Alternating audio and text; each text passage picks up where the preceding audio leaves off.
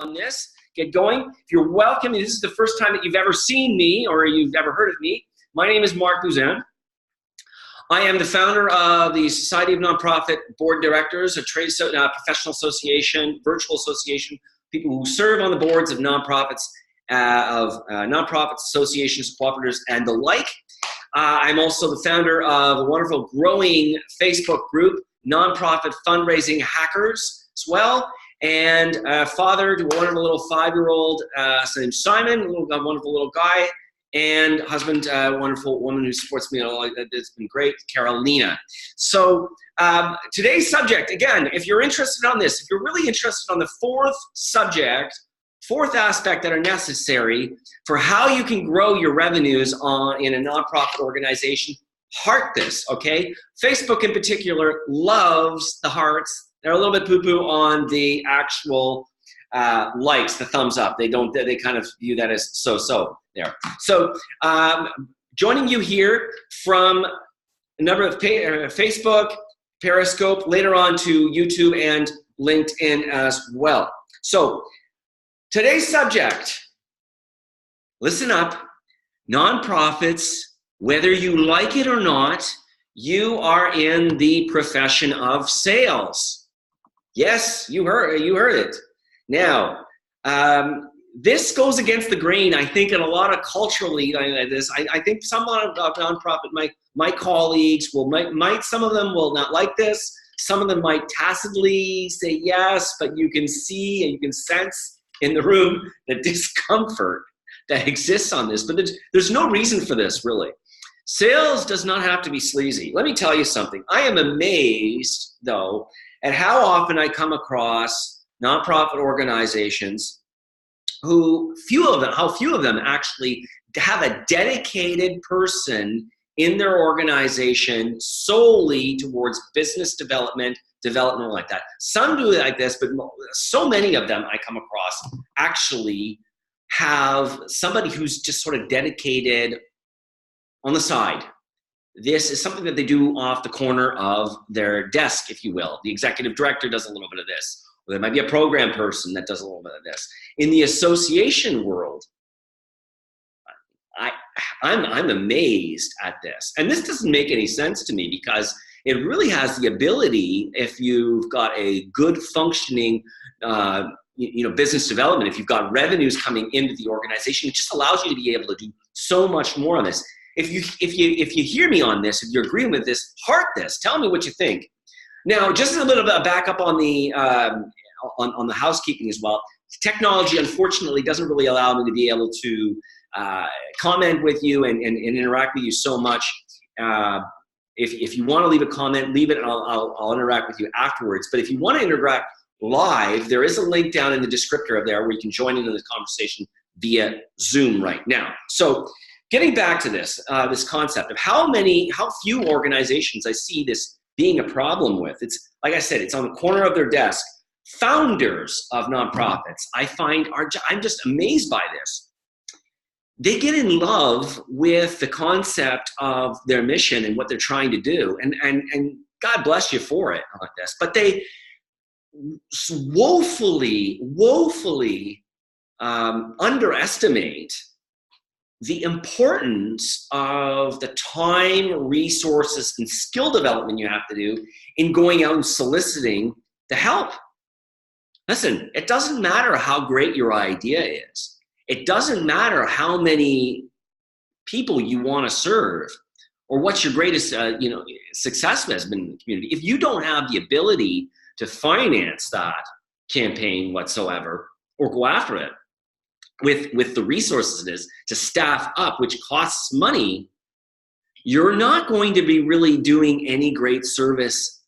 And frankly, I want you to look at this, not just as somebody lecturing at you there, but look deeply in your heart. I think sincerely you're doing a disservice. You're doing a disservice to the community, to the cause that you're looking at this. I said it before, number one, when I got started on these broadcasts a little more than almost 2 months ago now, is that, folks, you need the green to fight the mean, okay? And going after that money learning how to go about it is not a sleazy endeavor. It's a noble endeavor. And you need to have that skill set, and you need it as well. So you've got to get away, as I mentioned, you've got to get away from the sense of, is it icky? Because in a sense, it drives down to a sense of, I would call, again, a scarcity mentality. Sales training helps. It helps enormously. When I started off in a role with an organization, I come from a background of being a 2-time executive director. I managed the guy. I was the guy behind directing staff, advising the board, doing a variety of different things, advocacy work per se. When I had stepped away and then took into the role of doing business development for an association that was forward enough thinking to make certain that they had a dedicated person strictly to that, I was still scared. Honestly, I was scared. Just saying, how am I going to raise $300,000 in a 3-year period? And they had no background prior to doing anything like this outside. They just strictly relied on membership revenues there. So when I went out and got some help and got some resources to people who helped me on how to ask the right questions, how to go about and do those essential elements that we talked about before, which is, again, to recap, developing your assets, going out and feedback before making the pitch to see exactly what people want and valued, and then building a database of lots and lots of contacts for me to be able to go through. And then on the 4th step is developing my skill sets as well in terms of how to make the ask. It all changed as well. It also changed how I looked at things. Instead of looking at things from a perspective of bugging people, all right, I was seeing it much more as a value of, how can I add value to the life of this person or this contact that was going to sponsor us, that was going to give to a cause or anything like that. So again, getting back to my point, you're in sales. If you're a nonprofit, you're in sales in one form or another. The most important job of your job is sales. Now, whether it's in donations or just convincing somebody of the importance of giving away their most valuable asset, and that's their time, volunteering. You know what? Selling is more than just pushing products. Now, without good salesmanship, nonprofit professionals, they really can't learn to persuade, and your job is to persuade. I mean, after all, isn't that the reason why we do what we do?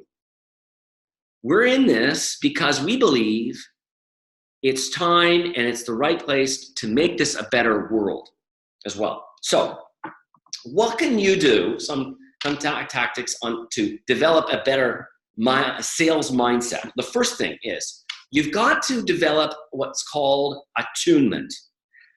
If you're going to persuade, you're going to have to understand what motivates people towards supporting a cause, towards getting behind it, to cutting a check. It also goes back to that other element so earlier on I was mentioning in a previous broadcast of feedback, all right? So you need to have an understanding of what's called attunement. 2, you need buoyancy, okay? There's going to be resistance. I'm not going to sugarcoat you for this. There's going to be days where it's going to think, oh, I don't want to get on the phone. I don't want to make that pitch. I don't want to this. You've got to develop that resistance and that thicker skin to be able to say, you know what?